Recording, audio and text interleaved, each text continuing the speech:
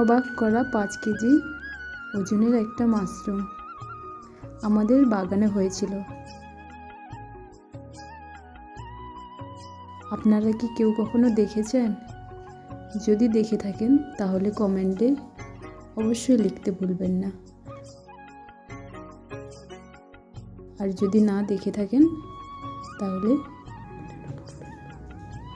এই ভিডিওটা পুরোটা লাস্ট অবধি দেখতে থাকুন, তাহলে দেখলেই বুঝতে পারবেন মাশরুমটা ঠিক কতটা বড় ছিল।